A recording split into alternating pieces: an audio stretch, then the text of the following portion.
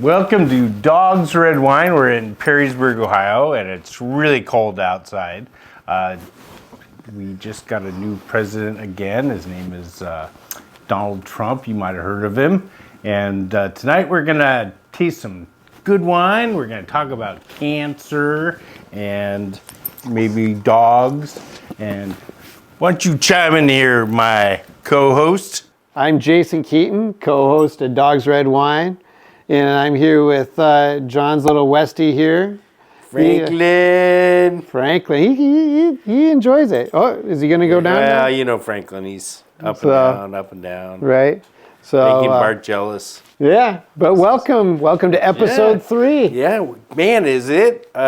What a week. Right? What a week. It's, Inauguration day. And 5 degrees outside or 0? We're in Ohio, yeah. So it's Inauguration day was yesterday. Today was Trump pissing off just about every liberal in the country by signing everything he could and taking it back and pardoning people that they didn't want pardoned, even though all the people they wanted pardoned got pardoned. It's been interesting, right? To say the least. Right. I'm excited for where the country's probably going to go in the next.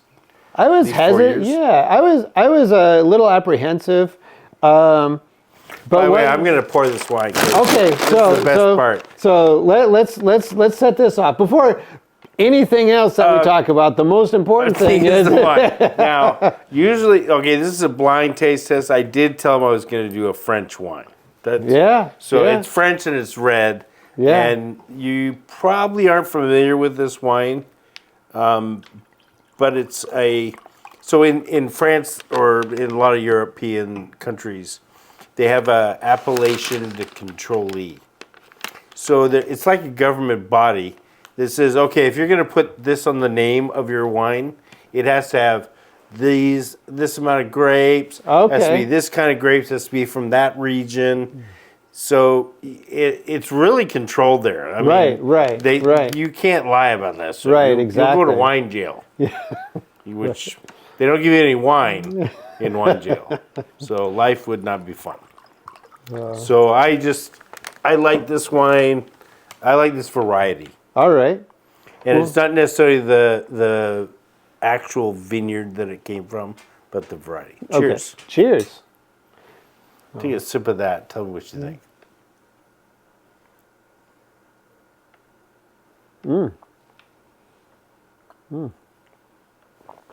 That has a full body. Yeah. So that's a good steak wine, yeah. Right. So you opened this about 2.5 hours ago, right? I did. I did pour a little off, just so it'd get more air. Yeah. And that's like a trick. So I can taste right. Yeah. But that's like a trick that the sommelier is like you pour a little bit off to let it open up. Well, you get more surface area and air in the beginning. After 4 or 5 days, it can turn wine to vinegar. Right. But freshly opened wine, if it gets a little air, or we have that aerator, maybe we'll pull that out next time, and do a taste test. Before the aeration and after. Yeah. But it's a pretty safe wine variety to buy, and so even though you don't know anything about maybe that area or French wines, if you get one from that area. Yeah. And it has the appellation of contrôle, which it has to have to say it is for that area. They're almost always good. And these wines, they go from $12 to some of the most expensive wines in the world are from that area. Yeah. There's a funny story about somebody had, I don't know what it was like a $30,000 bottle of wine, and they dropped it on the tasting room floor, and it broke. Well, the other problem you have also is it can turn to vinegar, because a $35,000 bottle of wine is probably old. Right. So how do you know for the last 50 or 80 years it was stored properly? Mm-hmm. And it really doesn't take that long of standing up on top and a little air gets in. Right. No, exactly. It can ruin a wine. Right. I know somebody that was selling expensive wines, like maybe 1,000, certainly less than 2,000, but that's an really expensive bottle. Yeah, I mean, that's but not your daily drinker. Right, but I remember the lady that was selling the bottle of wine. Somebody wanted to buy it online and have it shipped, and she's like, "This doesn't ship." She's like, "This is something that you pick up in person." I mean, she wouldn't risk shipping the bottle. Oh, gotcha. And like having it agitated and like thrown around, UPS warehouse or break. Yeah, so who pays the bill if it breaks? Right. Now, I've been told that if you want to have a very expensive bottle of wine, you're going to pay more for it in a restaurant, but go to a restaurant.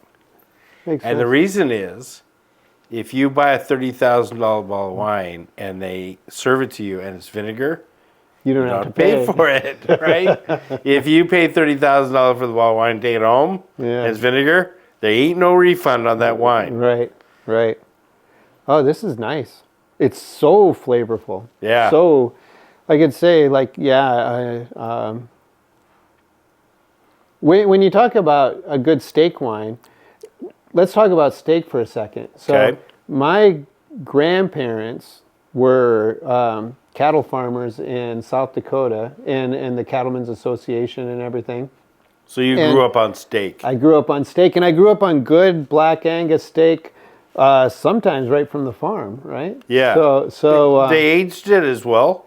They didn't. I mean, Could you tell the difference between a really fresh steak and an aged steak? Well, I actually didn't have an aged steak until probably within the last 10 years. Really? Yeah. Wow. Yeah. Because you get so much more flavor. Right. Which I didn't know. I mean, I didn't understand that. And so your family didn't age a steak in the fridge? Right. They got fresh steaks? So they brought it to room temperature, but it was pretty fresh and pretty raw in it. Wow. And but the thing I remember about it most is the beef back when I was having it was such a different flavor than the steak I had. Intermediate. Now I know to, buy the good cuts, buy the aged, or order the aged. Or grass-fed right to the very end. Makes As far as nutrition-wise, the last week or 2 weeks of what that cow eats is super important. Right. And that's, talking about recently learning things. I never thought about it, but they have these huge feedlots. Right. Where they take the cows before they slaughter them, and they're trying to get them to gain weight. So they give them corn. Right. And they're all stuck in the same spot. They're not out. That's probably a little stressful. Being in a lot. And the cortisol and all that stuff that goes through their body. It's different. Yeah. I've driven by those places. Oh. They're usually near the freeway. Yeah. And you can smell for miles coming, Yeah. And it's all brown. Right. There's not a blade of grass in them. Right. And whether you're into hunting or not, that's not the point. But I grew up as a young child in a hunting family in South Dakota. And you don't seem like a hunting type. I am a photographer. So I even at age like 12, 14, I expressed to my parents that were both my mom and dad were avid hunters. I'm like, I think I would enjoy this more with a camera. And they kind of looked at me like I was, with. So wait, where are you going? Okay. Oh, okay. We're just We'll get one of these so I can find it. So that's fine. Or just leave it. Are we? Yeah, we. So my daughter just is on her way to his daughter's house. Yeah. His house. And I just came from there to come here. By the way, he made a really good dish tonight. It was excellent. Yeah. Yeah. So maybe tips. at the end you can give the recipe. Yeah. Describe how you made it. Yeah. Very good gumbo. Yeah. Very good. I had a bite of some seafood. I couldn't quite tell. Was there crab in there? Interesting. So that you're the second person that sensed crab in that gumbo. So I made the roux with some leftover boil that I did yesterday. Or the base. Right, okay. So yesterday I did a shrimp boil base, but I added Alaskan king crab to the base. Oh, so that was crab in there. So it was crab. So, okay. Well, you spent some money on that gumbo because king crab was it like $30 a pound still? I got it at Costco for $16.99, so it was a pretty good. Yeah, then I'd be buying. Yeah. Yeah, so, $16. That's. And I didn't have to feed everybody king crab. I just added it to it, so it was one of the things. Kind of like when I first got custody of Ocean, she had never had Alaskan king crab, and I made the mistake of getting some and feeding it to her, and it was like every day of the week. Hey, what do you want for dinner tonight? King crab. For 3 years. What do you want for dinner tonight? Then it became sushi. What do you want for tonight? Sushi. Yeah, well, do you know where they had happy hour tonight? Oh, oysters? Yeah, I was like, I didn't want to buy him oysters again, so I'm like, well, how about next week? And then Sophia comes back so happy. She's like, where did you come from?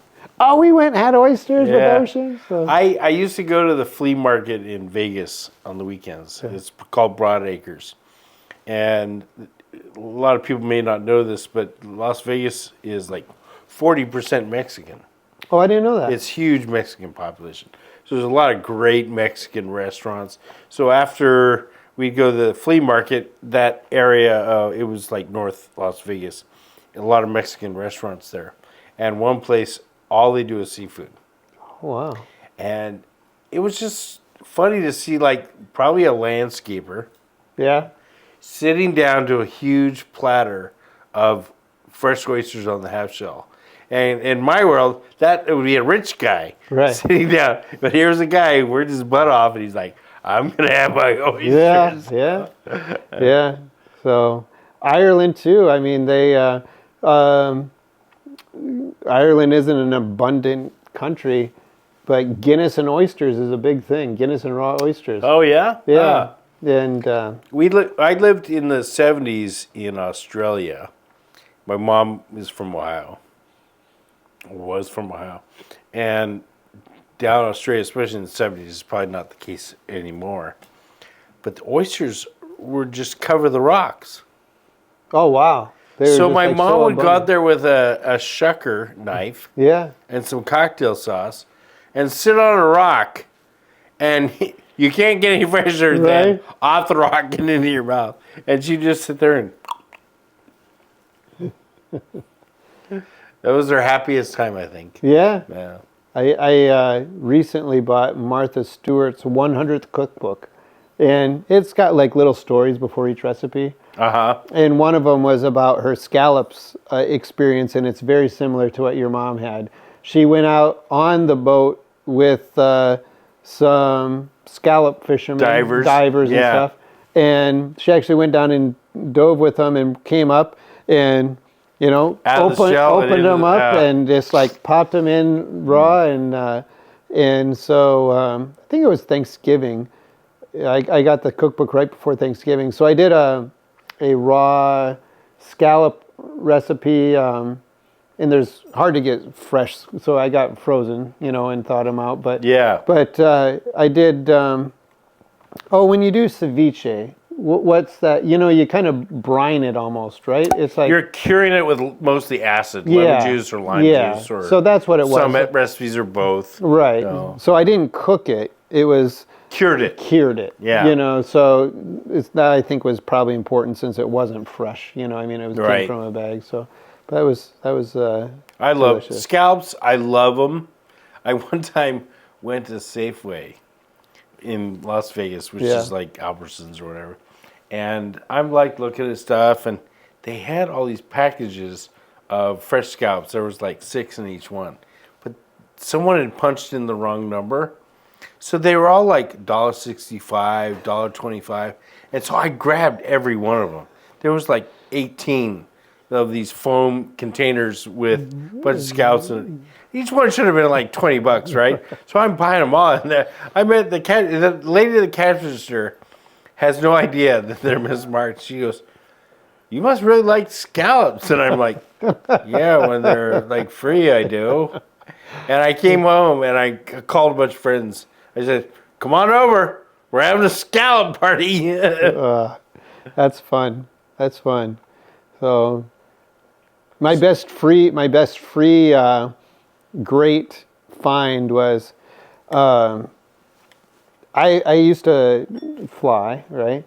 And so Delta had an Airbus 319 that normally holds 120 passengers, roughly.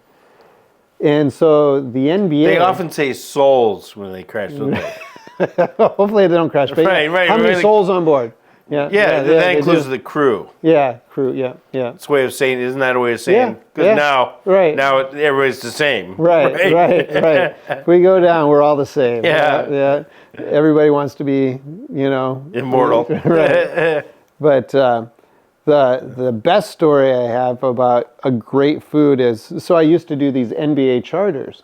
So the NBA leased 6 Airbus 319s from Delta, stripped out the interior, and put like business class interior, club seating, tables. Amazing food, I'm sure. Well, they wouldn't fit in normal chairs. They're big people, especially I'm a little bit shorter. And so, did you also notice the weight difference too? Oh, it was Isn't that fuel and everything? Isn't that a calculation? Yeah. And they have a loadmaster that's there that does, especially for those high profile like big teams. You don't want them. They have, want their souls crashing. Right. It's bad for business. But it was funny. It was when the Cleveland Cavaliers played the Boston Celtics in the playoffs, and this was probably around 2012-ish. I mean, you can look when Boston Celtics and I'm sure a sports Cavs, fan knows. Somebody knows when, but around that year, 2012, 2013 or something. But so they cater these things like to the nines, and they cater them heavy because these are big guys and stuff. So we had flown 56 egg omelet for breakfast, right? So we had taken the Cavaliers up to Boston for the playoffs, and the Cavaliers lost.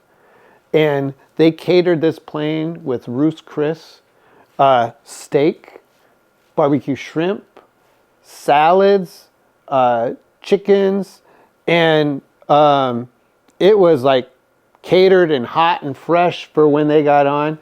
But they had lost, and they were dumbed down. You know what I mean? They were just like in the dumps. You know? They were just in the dumps, and they were just like pissed off. Not celebration mood. Right? And they didn't eat. They like barely ate. Maybe some of them did, but we landed in Cleveland, and I live in Ohio, so I just drove over to Cleveland, and the rest of the crew were going to the hotel. So, I mean, this food was just going to get thrown away, and it was probably $30,000 worth of Ruth's Chris, and so more than the fuel, right? So wow. So we divvied it out to people that wanted it, and I remember I took these big shopping bags home.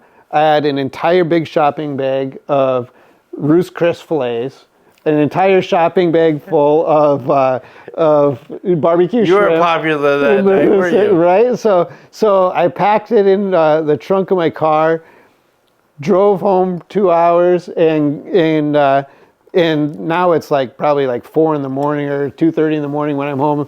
Stiff it all in the fridge, and the next morning, my wife wakes up and goes, she's up, I was out, back late.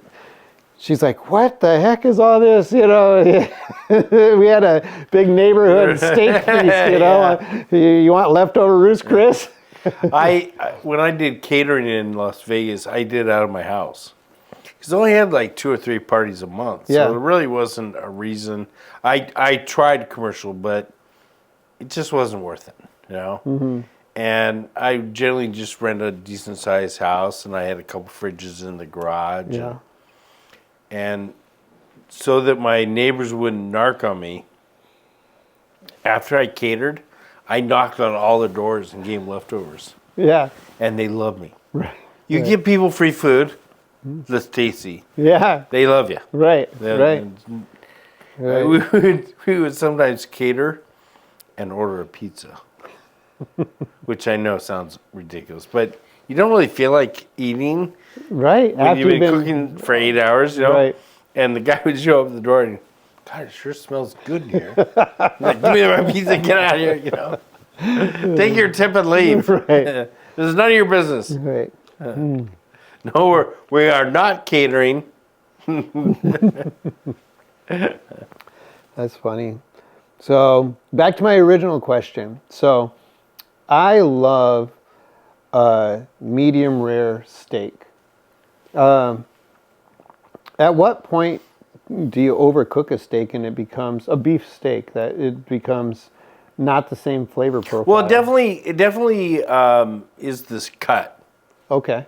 Okay, so the leanest is tenderloin.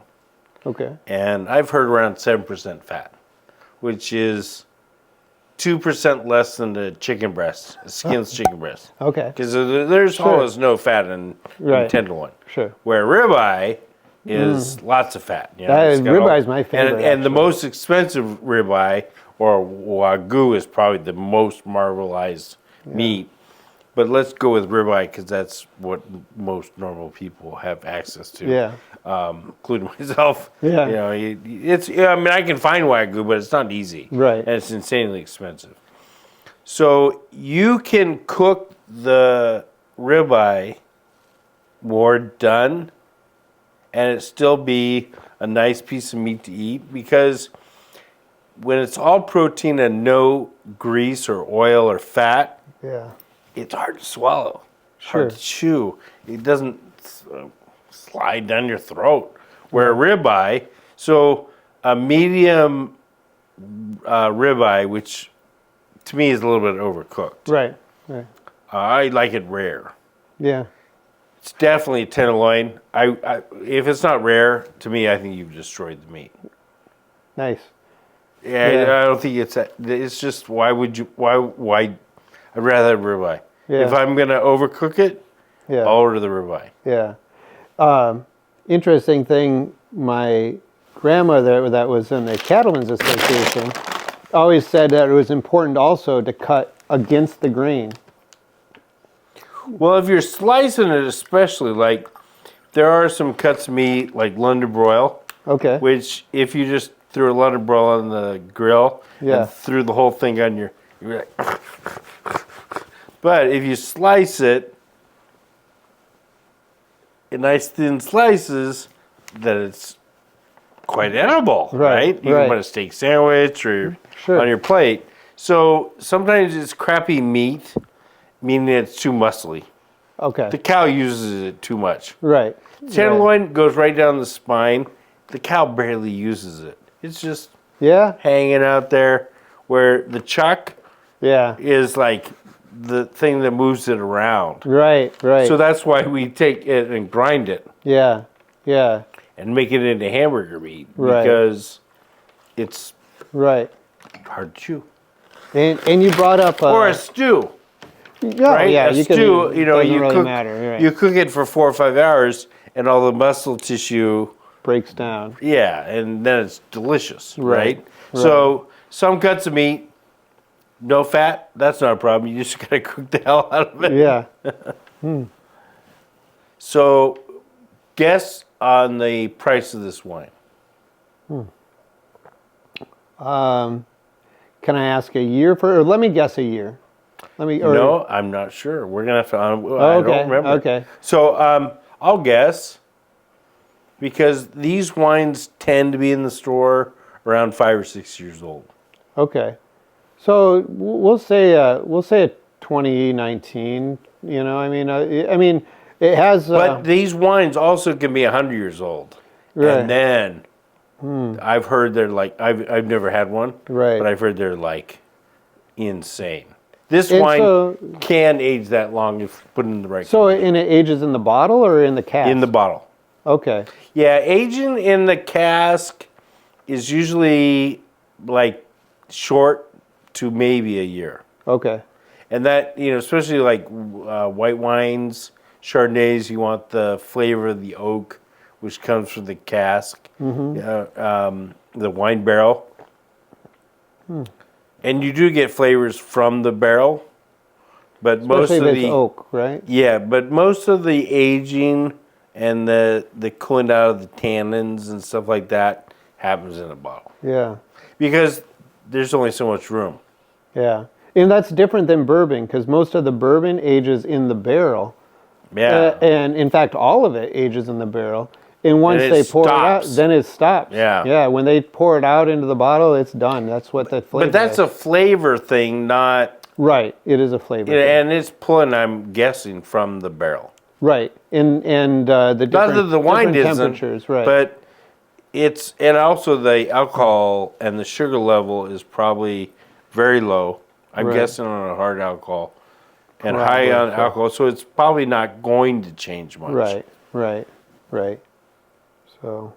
I do have that braid we started a couple weeks ago in the kitchen. I'll ring that up. Oh, yeah. It's been 3 weeks now. Yeah, it is. So I'm excited about that. Yeah, that would taste good with somebody keeps trying to steal it, but I won't let them. Like, get your own cheese. So here we are with a very full-bodied. I mean, when you, I'm tasting some rich jams, like if I'm. There is a wine wheel. Have you ever looked at a wine wheel? Yeah. I think there's like 265 different, cut different grass, chocolate. Yeah. You know. This one is it lands on the sweeter side, so I'm there's tasting not a lot the of jam. bouquet on this, is there? So I'm getting a lot of jamminess, and even like some leather in a good and way. And flavorful. Yeah. Do you taste the leather? I gotta admit, I haven't drank a lot of leather. but it's one of them on the wine I know, wheel, right? But I haven't drank a lot of cut grass either. Right, exactly. So some of the things on it, some of the green tea tastes like. Some of the wheels, I'd be like, really? Grass-fed. I think we talked about this the other week. Grass-fed cows, unpasteurized milk. You can taste the grass. Yeah, right. That's what you were saying. Yeah. I gotta get some unpasteurized milk. Try it. Maybe we'll do that for a taste test. How boring would that be? Let's do some milk.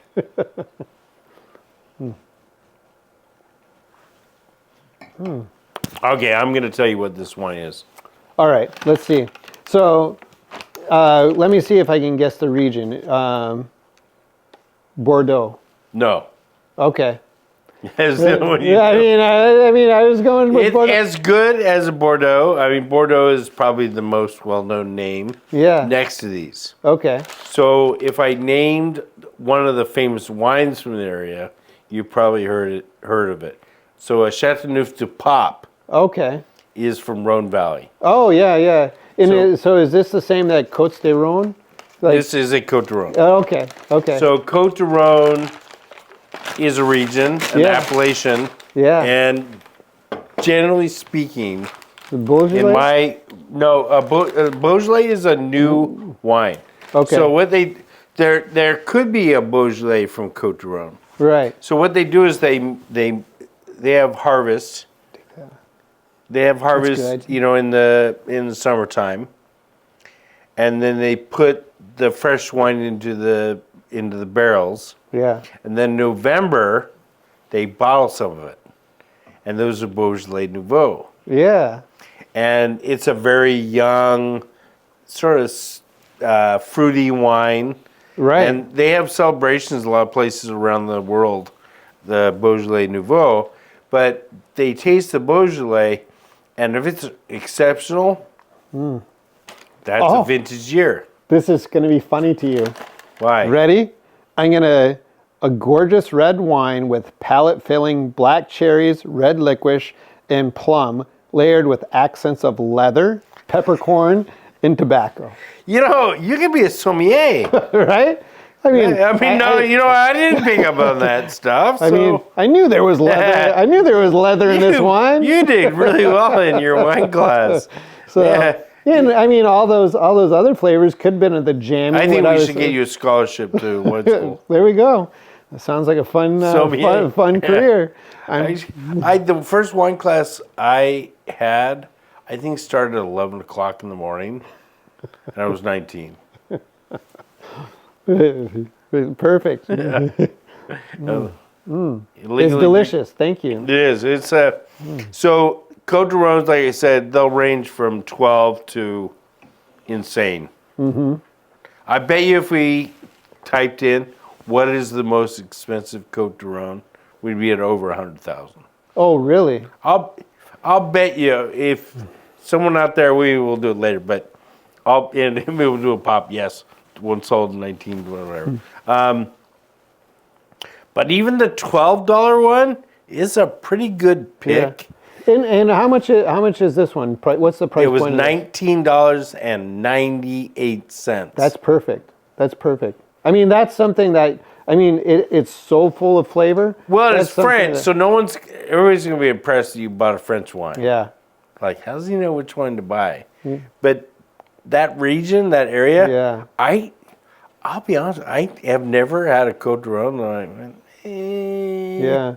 And like you said, I mean, they take their wine so very seriously. Yeah. Right. We don't have the same level of I don't know how to use the word that's come to mind. Yeah. Scrutiny. That's way better than the word that came to my mind. California probably has a lot of whatever. Yeah. Plus, they're not like busting the guy who's shipping some grapes across that are not supposed to be in his Cabernet or whatever. Right. Right. Yeah. In fact, in California, they kind of embrace. I mean, some of the vineyards embrace that blending of the different regions and stuff like that. Like you can. I have such an interesting story. So I think it was in the early '90s.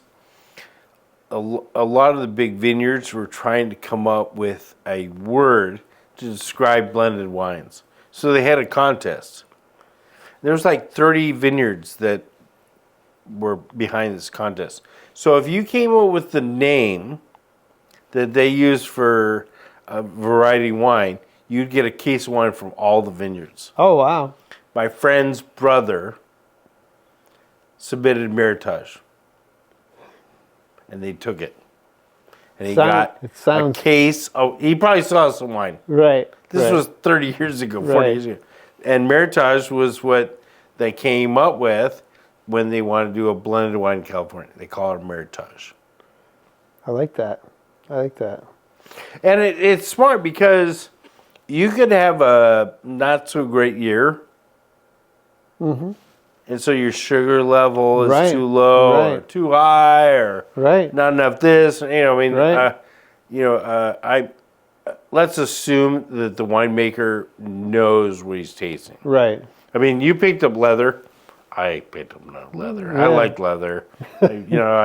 I wear leather. I have leather shoes. I bet I'm like, really? Leather? Yeah, I mean, I tend to lick leather. Yeah, well, me too.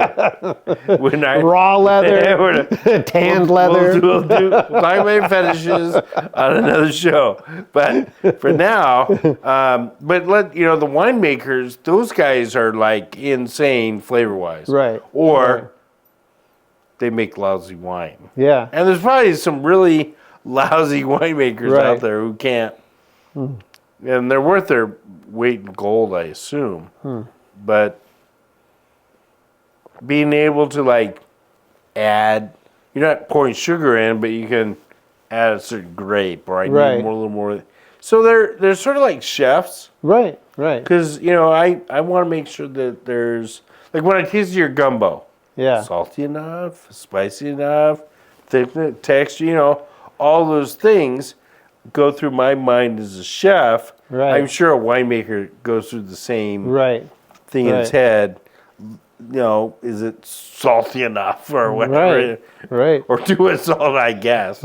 I mean, you really don't want a salty red wine, do you? No, I don't think so. That's a bit salty!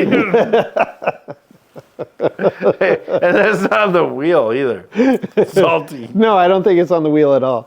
So I know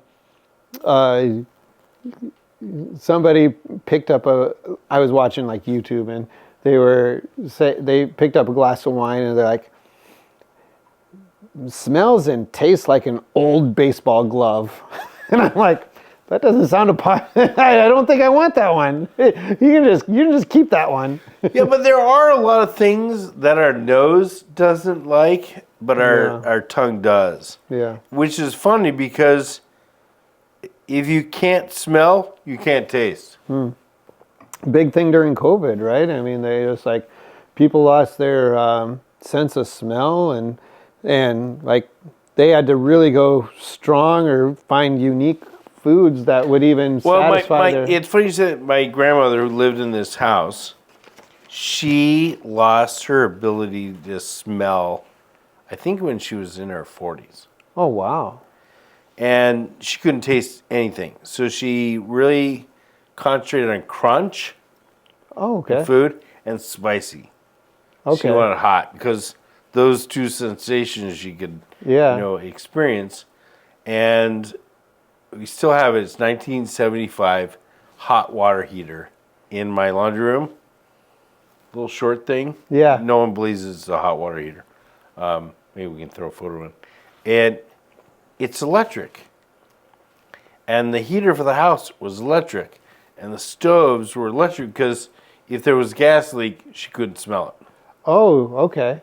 So Granddad, he was always traveling. And so he put in electric everything. Wow.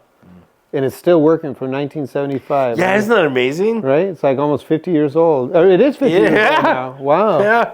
And it's still, like, I get in the shower, and the water's cold for a little bit longer than I think, and I'm like, it finally died. It's more than time. Yeah.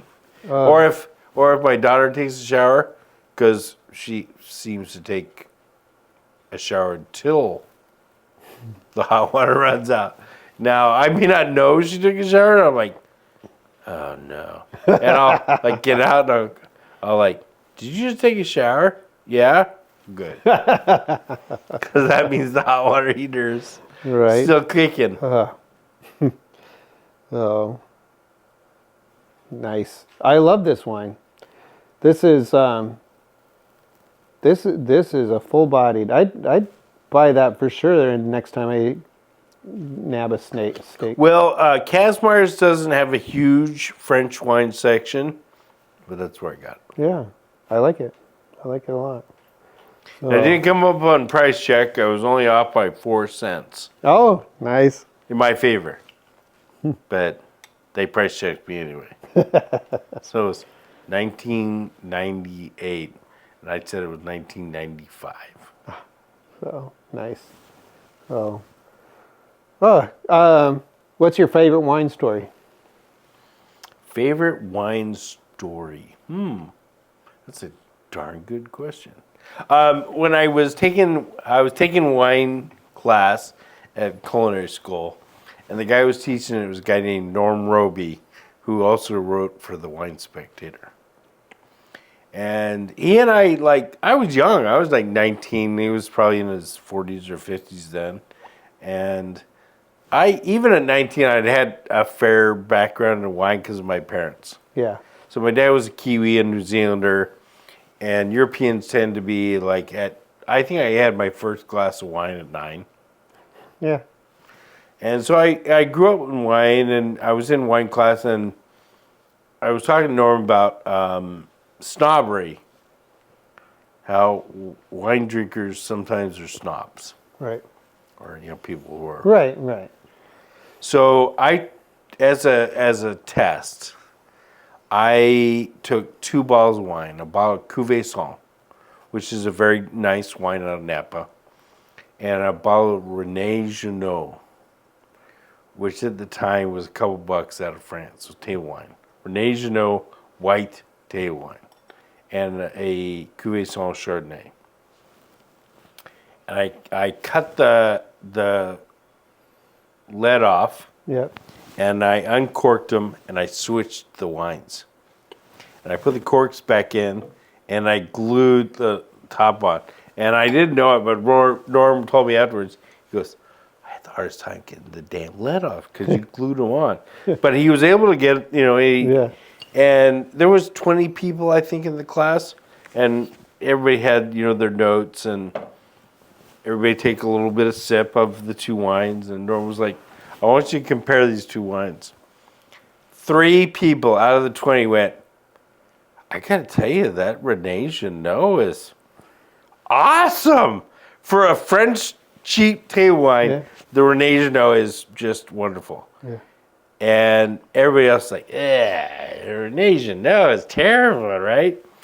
And they loved the Cuvée song. And then when Norm told them that we switched the wines, we had 17 really pissed off people.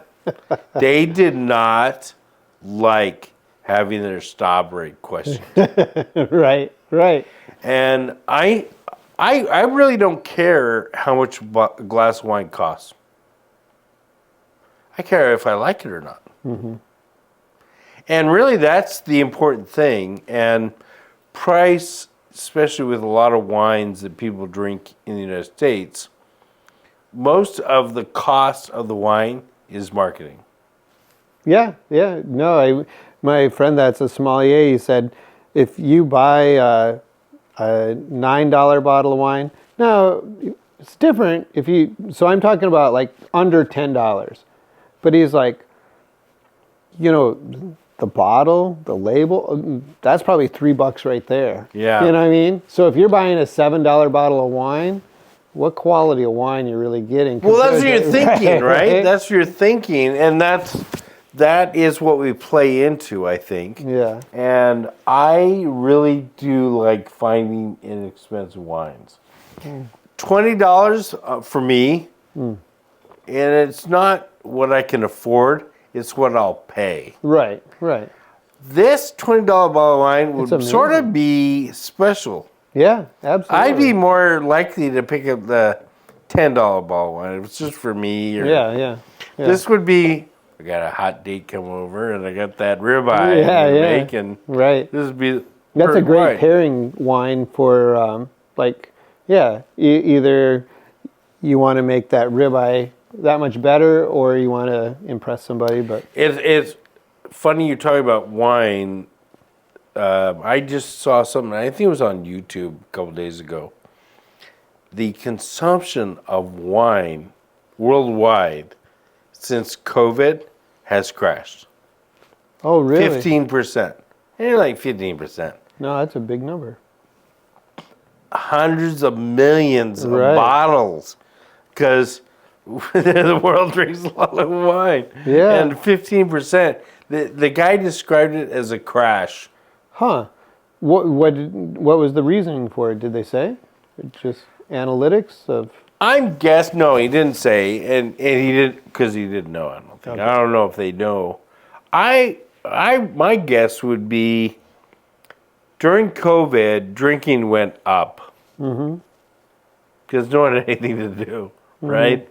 And they didn't shut down. If anything, they probably made alcohol more convenient. Right. You could start in Ohio, you could get a margarita made and drive up to the front of the restaurant. Right. And they'd bring it out to you. Right. I mean, if that's not encouraging, I don't know what is, right? So probably the high has died off. Or maybe people were enjoying their clear liquids on their Zoom calls, and red wine was a little bit too. Well, no, they were saying wine in general. Okay. Wine in general, worldwide sales have plummeted. So it's not just Americans drinking less; it's Europeans and Australians and everybody else. I'll try and do some data checking when we do our bourbon tasting next week, because I think bourbon is up. And I think it's exponentially up. That, I think, is an interest. And that's what I was going to say. You know, people have been drinking wine for a long time. Right. And True. Bourbon, I hear more and more about bourbon the last 10 years. And absolutely. Collecting it has become bigger. And I mean, I seen things like one guy makes only 200 bottles, and the 200 bottles are only distributed by, and so there's like a wait list. Well, and most of the bourbons, at least most of the bourbons that I drink, most of the bourbons I drink are at least 6 years old. And that's young though. Right. So, but probably so you have 6 to 10. I know you have a collection. Yeah. What's your oldest? Ooh, my Is your oldest your most expensive? My oldest that has stuff in it. My oldest that besides your empty bottle morning collection, it is 15 years. 15 years. Yeah. But there's much older than that. Oh yeah. Right? Yeah. The most expensive, rarest bottle of wine, or a bottle of whiskey, I'll say. It was a Scotch whiskey. And I had a father-in-law at the time that lived in Scotland. And he brought over a 27-year-old Scotch bottle from a silent distillery. So that means that, okay, it's not a great business model if you're going to say we're going to make this 27-year-old 27 years from now you can buy this bottle, right? So we're going to age it. That's very patient. Right. So economy happens, things happen. So the distillery went out of business. The bank or whoever assumes their barrels, and some person ends up bottling it and puts the label on, but it will never be made again. So 27-year-old. So it's a collector's item. Right. So 27-year-old silent distillery of single barrel, single malt Scotch. And he brought it over, and to him it was like the prized possession. Like me too. I mean, it was great. And my oldest daughter was born in the year 2000, and he was there for it.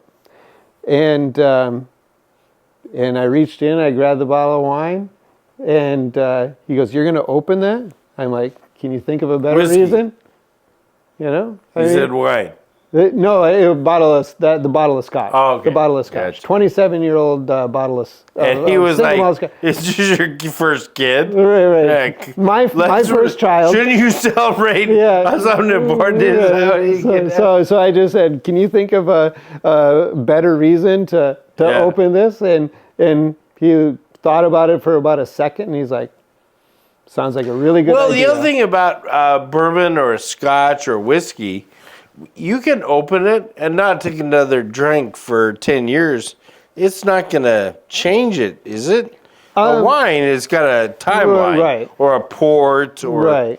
So I always thought that it didn't matter, and I don't know the answer, but some people say after you open it, you should drink it within a year.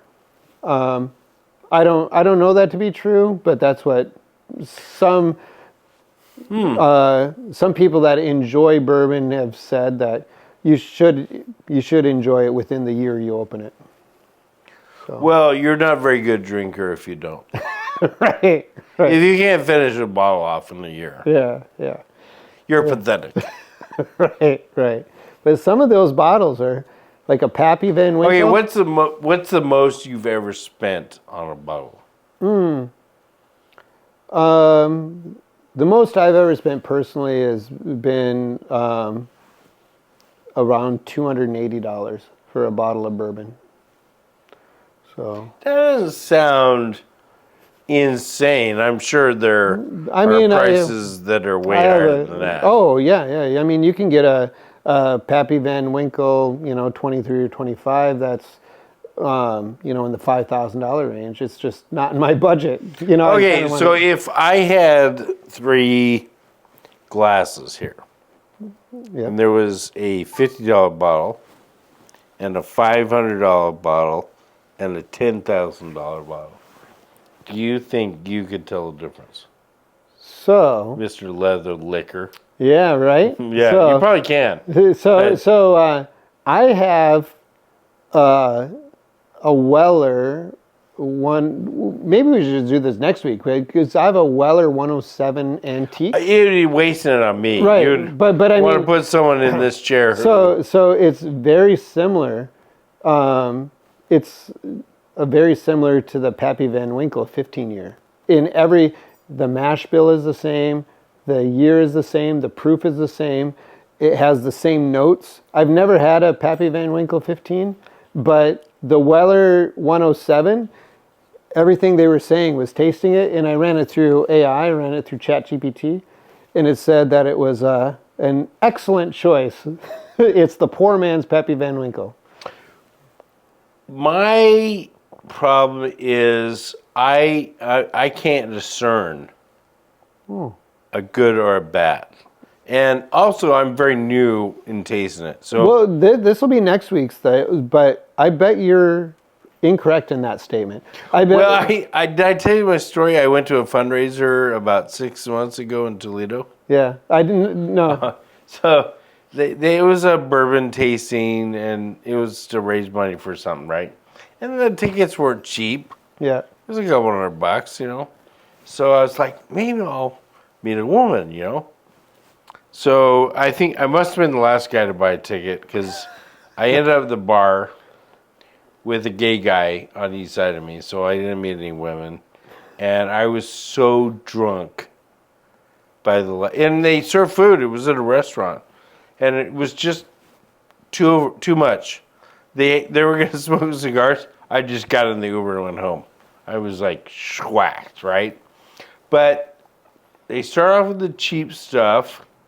And we've had this conversation. Yeah, it should have been opposite. Because your palate, degrades as you drink.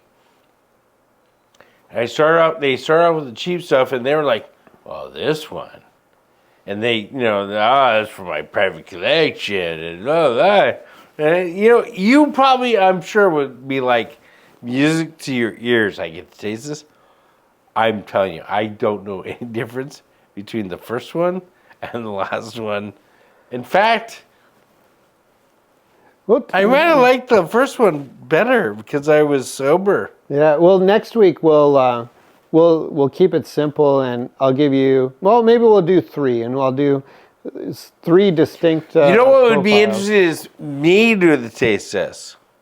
Right, like me go, okay, and cheap, medium, expensive. Yeah. You don't have to bore me much. Right. That's what I mean. I don't want you to pull out the great $275 bottle. So, but yeah. So it's been an interesting week. America's freezing. All the J6ers are supposed to get set free. Biden pardoned his whole family. His whole entire family. And everybody who didn't commit a crime yet. They got pardoned also. Just in case. I'm sorry, that's weird. Has that ever happened before? I don't know. I mean, the thing that I'm looking forward to is, remember, through my whole life, the presidents would give a weekly address. I haven't heard anything for 4 years. Nothing. Well, they're saying now that he couldn't. Right, they're even saying 4 years ago he could. He would go to a fundraiser in a private home, and he had a teleprompter. Oh wow! In a private home. Wow. Yeah, I mean. And Johnson, who's the speaker, said, I met with them. Tim Johnson, South Dakota. Is his name Tim? Is it the same one? Jim? No. Oh, different one? Tim Johnson was a representative. Not Tim, the guy's speaker now. Oh, okay. And he said he met with Biden, and Biden signed some executive order, and he asked him about it, and Biden's like, I did. And he's like, it's scary it's because it major felt like law that you signed, so you totally should know. Yeah. There's been times that like global events have happened and you were like thinking that the president would come out and talk about it and just like nothing. Like Yeah, silence. well, a lot of times it shouldn't have happened. Yeah, true. And you saw that happening in the last couple weeks after The pure threat. The like we're gonna clean this up a little bit before he actually even takes office and has to address it. We're just gonna clean our country up a little bit. We're gonna make this acceptable at some point that hey, we don't have to be a target. Well, one of the things that drives the American economy the most is consumer confidence. Right. And you can talk the American people into great economy or a crappy economy. Right. And I remember with Obama when he was coming in, we had the stock market crashing and some of the big investment firms going down, the banking problems. And the rhetoric before that happened, they started saying things were bad before they got bad. Right. Right. So you keep telling people things are bad, they might believe you. Self-manifestation. Yeah. And now, the last 4 years, we've been told things are better than they really are. But you can't overwhelm that even with propaganda because the average American's confidence is, well, that's great that maybe the guy down the street's doing all right, but I'm not. Right. Right. So we come to that realization, which is, where am I?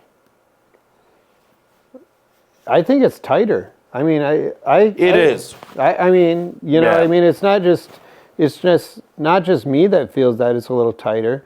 My neighbor runs a business, a successful business, but he says, it's a little bit scary because some days he goes the entire 8-hour day and his phone doesn't ring.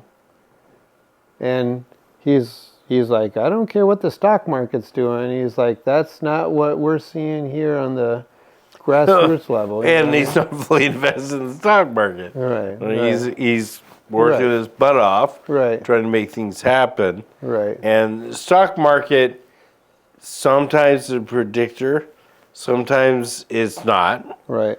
And it's also a separate market. And I think we have all these disruptions in, like this guy, I don't know what your friend or neighbor does, but things can change in that market because of one little thing.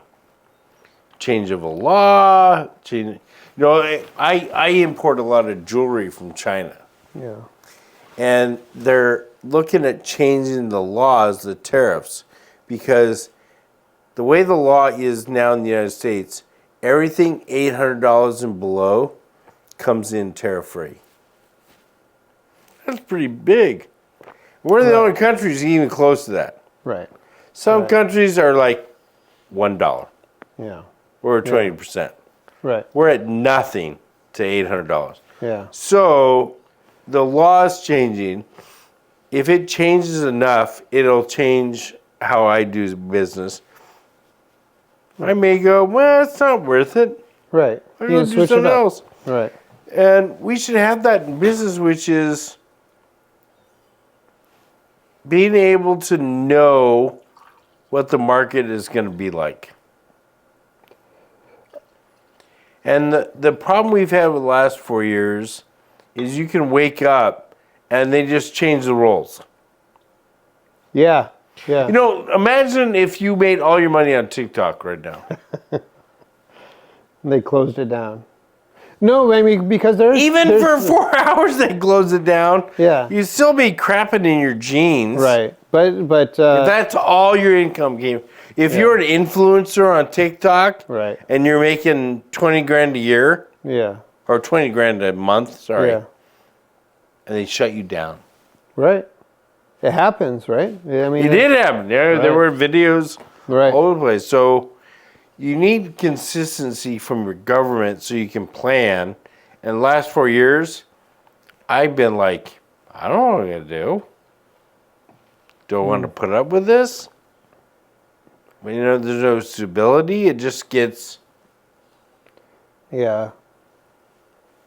slow demise, slow downhill. So at least now we stopped it. And I think in general, if you loosen the regulations and you give the thumbs up to the American people. I think that's a big thing. Encourage and people. Be prosperous. Right? I mean, I think that's like, and the diversity that you see with, Kennedy was an opponent, a strong opinion, independent, and Trump said he's in charge of the healthcare because he had some great healthcare ideas. Well, not only that, RFK has spent most of his professional life as an attorney suing pharmaceutical companies. Yeah. And I'm not a big fan of pharmaceutical companies. I know enough shenanigans have gone on, and they're scared to death. They should of him. I have two highlights that expose them. Yeah, I have two highlights that we can talk about next week. But one is I had a uncle that was executive at Pfizer, and he's like, well, I wouldn't trust pharmaceuticals. Right? So that's the one example. Didn't Pfizer say during the pandemic, no one in our company is to be vaccinated? I don't know about that. Because we need an ongoing running company. Yeah, I don't know about that. I think that came out like last week. Yeah, I don't know, but that was the one thing. And the other thing was, I had stage 4 cancer. Actually, still have stage 4 cancer. You're not stage 4 now, are you? Yeah, I'm stage 4. But isn't stage 4 like end of life? Like you're... No, I think people think that because it's where it is. So I had medullary thyroid cancer. That I had it for years, and this is good conversation for next week, as we're drinking bourbon, talking about cancer. But I had cancer that started out of my thyroid that spread, and it was medullary thyroid, which is different than papillary thyroid, and won't get into it too much. But when I had my medullary thyroid cancer in 2002.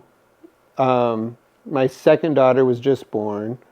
We're talking 23 years ago. So when you got diagnosed, did you go to the doctor because of symptoms? Yeah, I was in my 20s. I was exercising, popped a blood vessel into the tumor that was growing on my thyroid, and it swelled up like a goiter, and I went in and they drained it locally. I was living in North Dakota at the time. They drained it locally, and they said, well, if it doesn't come back, don't worry about it. Well, about 2 weeks later, it's back bigger and better, and they're like, well, we're going to send you to the Mayo Clinic, because that's, in Mayo Clinic in Rochester, Minnesota, they're world-renowned, and went to the Mayo Clinic, and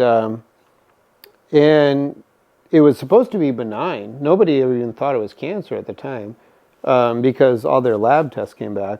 And they went in, and the surgeon at the Mayo Clinic, just by seeing it with his naked eyes, knew it was cancer. He's like, that's not what we signed up for today. And the thing is they missed some cells because they weren't prepped for that surgery. They were going in to do benign. They were going to go in and they didn't go in there as every little cell needs to get out of there. Right. Keep going again. Right. So they did their best they could after seeing me with, my neck open and stuff like that. But going back, you say you were in years, 20s. Yeah. So you went through your whole life, and this was just sitting there dormant, or not noticeable, or I mean, so the last 23 years, I have been checked at least every year with pets. I used to do PET scans. You know what a PET scan is? No. So a PET scan is a nuclear radiation medicine where they inject your Give veins. you an isotope or whatever. Well, they inject you with radioactive glucose. Okay.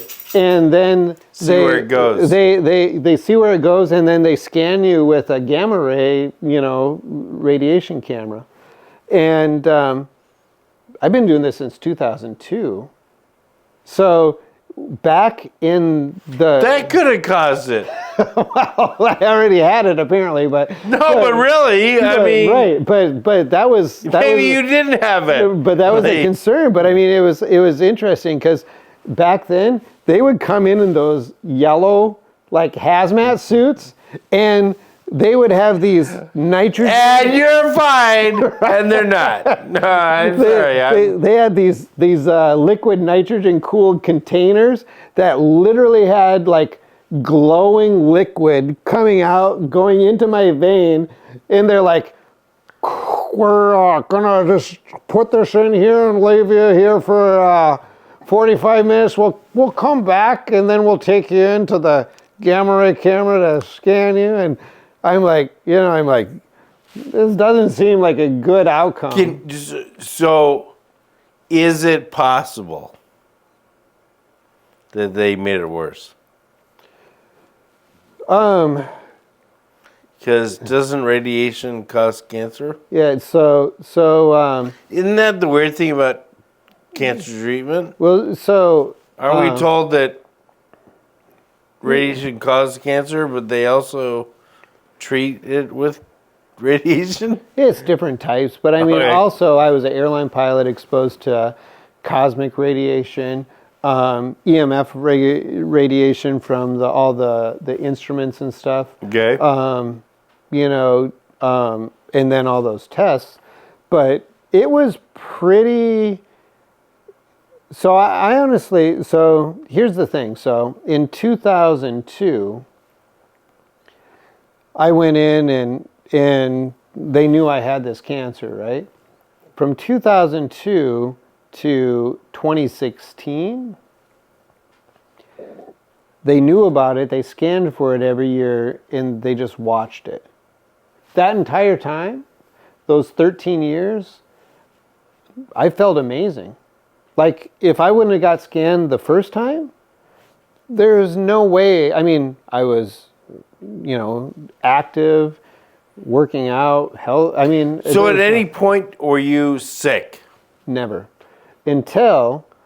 They gave you drugs. Until 2016, but so previously I was going through really stressful breakup, divorce, bankruptcy. I mean, it was a shit. If they could shit throw time it at in you, my they life. did. And I think it was the stress. You know what I mean? Yeah. And I think. I think that's what got my dad with cancer. To be honest with you. Yeah. So I think it was the stress that let it come back. But then when it came back, because I had so much anger and stress in my body, it spread. I did 4 surgeries in 2016, and they could never get ahead of it. And by December 2016, I had cancer all over my body, really. I mean, I had cancer, neck, lymph nodes, lung, spine, liver, brain, and it was certainly stage 4. They metastasized. It metastasized, yeah. Is the word they use. So, where are you now? Compared to 2016, so that's 9 years ago, right? Yeah. I did a big surgery December 21st, 2016. A huge surgery where they went in, and this is like a whole episode, so we'll make it super brief, but did a complete liver resection in 2016 where they took out 17 cancerous tumors.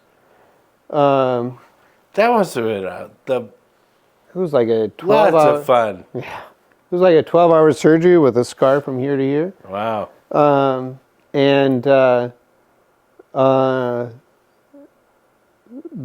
They sewed me up and they said, with chemotherapy, probably 6 months. Well, you did way better than 6 months. And guess what? Never did chemotherapy. Huh. Interesting, right?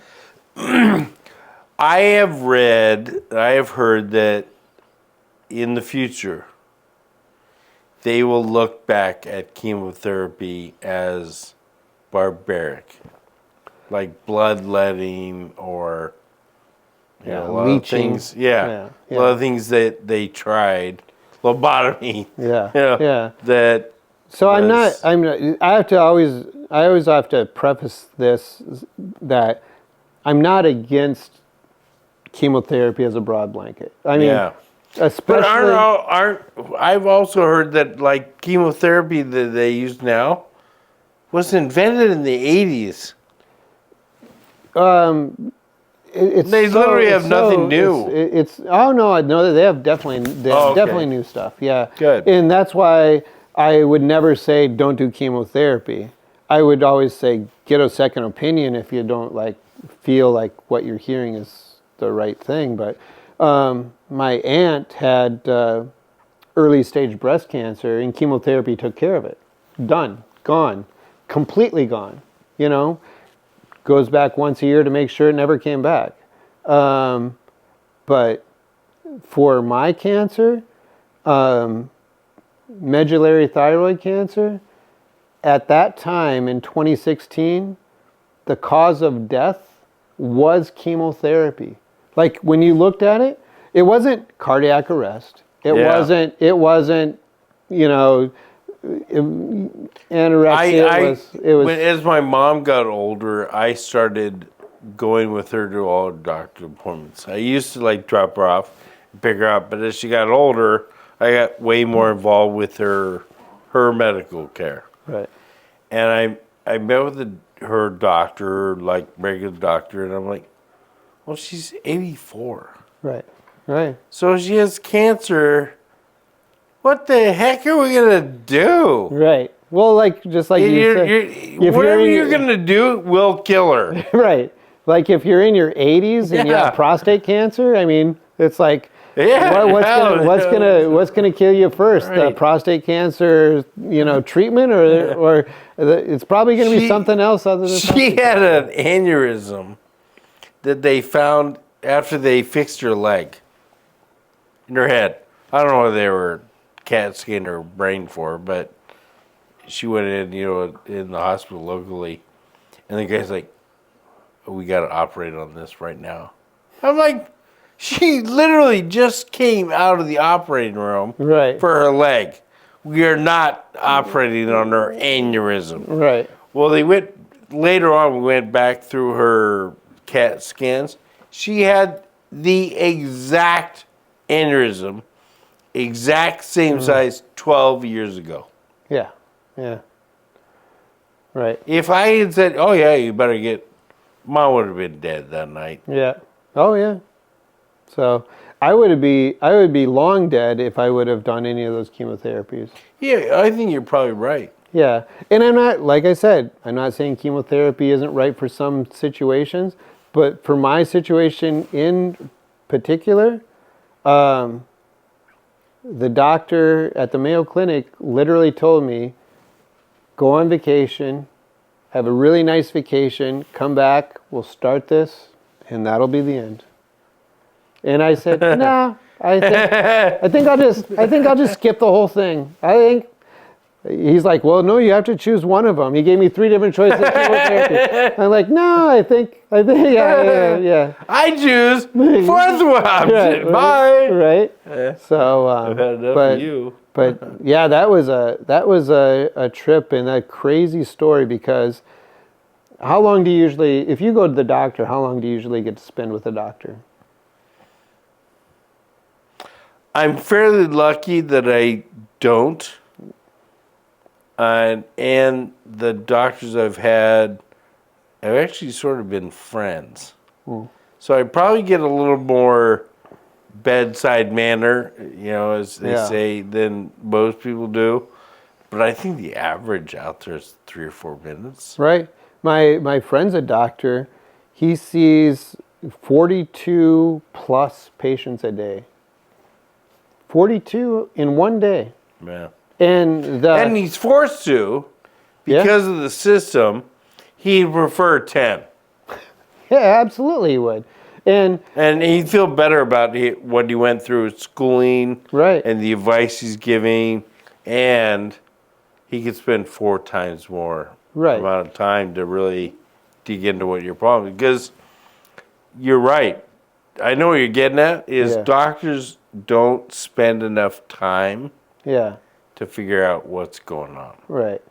So, for one, my friend that's a doctor, he sees 42 patients a day. The management company that owns the doctors and doctors' offices wants to see 50 patients a day. And he's like, I can't see 50 patients a day. They're like, we'll get you another assistant. He goes, I don't want another assistant. I would rather have one less assistant and see 30 patients a day. They're like, well, then you can't work for us, But that's a different story. But the point is usually you don't spend much time with your doctor. This doctor that I was arguing about with chemotherapy, I spent almost 2 hours with him arguing. And I was well read because I had the cancer since 2002. And he's trying to convince you. He was like saying, no, you have to do this. And I'm like, I've read about that one, and the cause of death is chemotherapy. It's not cardiac arrest. Yeah. It says cause of death, chemotherapy. Right. And he's like, well, it's not going to be fun. I'm like, doesn't sound like it's going to be fun. Yeah, it is not fun. Yeah, right? But so I walked out. Well, the other thing is, if he recommends it, and you do it, and you die, it's just another statistic, I guess. Well, nothing comes back on him. Right. Whoops. Yeah. Well. It's like it was cancer. Cancer sucks. I mean, I think that's bullshit because, like I said, I would be dead. I guarantee that chemotherapy would not have saved me. None of the 3 options. There's stuff now out there that will control it, but I have a really good doctor in MD Anderson in Houston, Texas, and she's like, we recommend nothing. If you're healthy. I mean, yes. Why mess it up? Yeah. Why mess up a good thing? You're dealing with it. Your body's dealing with it. So, in essence, it's dormant, right? Well, it's there, and it grows about 1 millimeter a year. Don't they also say that we're always creating cancer cells, and our body, especially the white blood cells, are always killing them off, right? They're cells that have gone astray. And our body mostly recognizes it and kills them off. Yeah, and that's one thing that my doctor at MD Anderson said. She said, if we kill off these 3 cells that we can see, and she's like, they could just like go float around, and all of a sudden you have 1,000 of them that we can't do anything about. Yeah. So. Well, the metastasize often happens when they go after one tumor. Right. And it's the way the cancer mutates. Right. Screw you. Right. We'll send everybody out to mess you up. Right. So you go from 1 spot to 20. Or 1,000. So which is the problem. Yeah. right? 1,000. Because you can monitor 3, and how she described it is those 3 cancer mets are eating all the cancer nutrients, so the other ones just die off and can't survive, right? So if you go target these 3 with something that is not guaranteed 100% effective, you're just opening the can, whatever. Right, yeah. You don't know what's going to happen.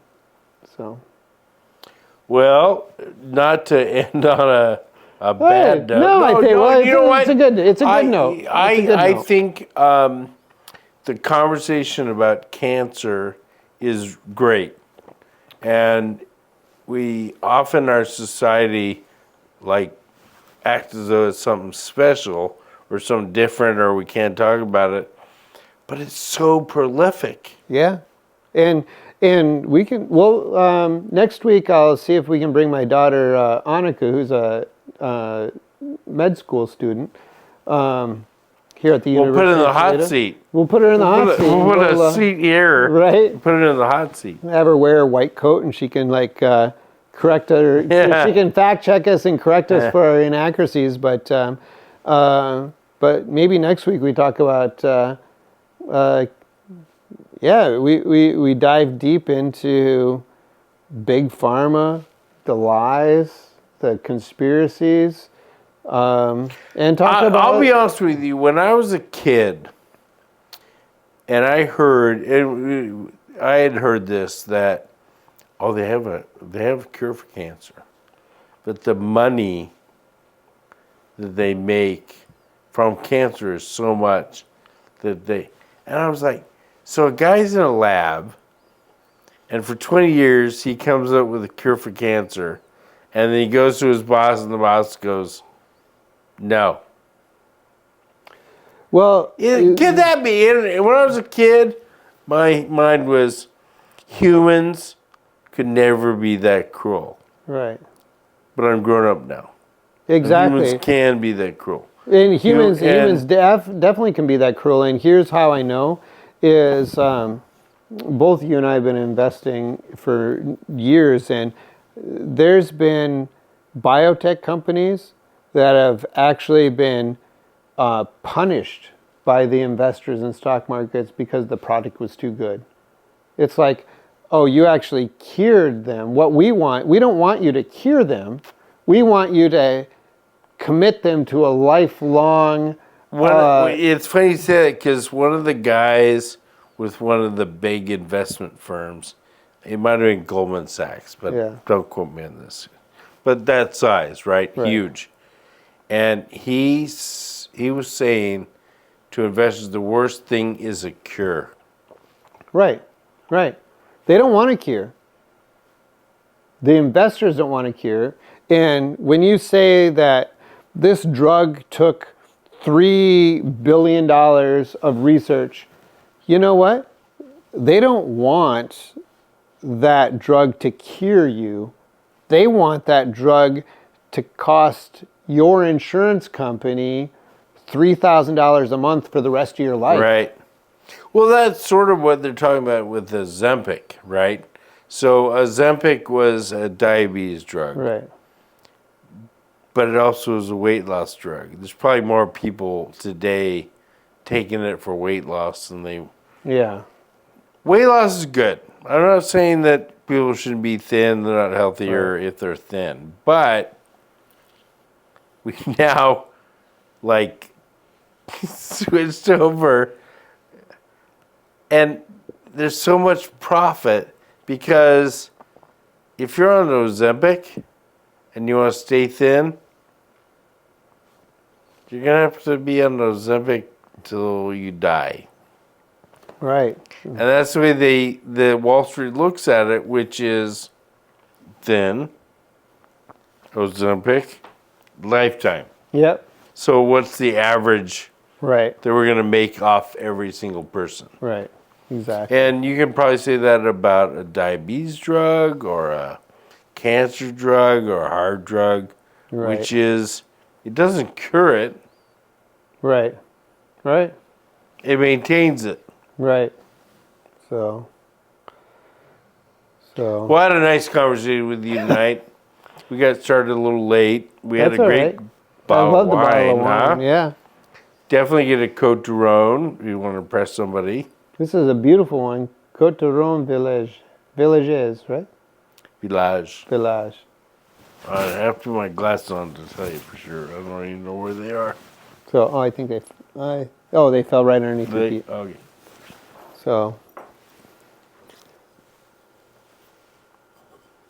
So what do we got here? André Brunel, Côte du Rhône Village, Cuvée Sabrine, 2022. Product of France. Region is Côte du Rhône. $20. Can't beat it. Well, thank you for joining us.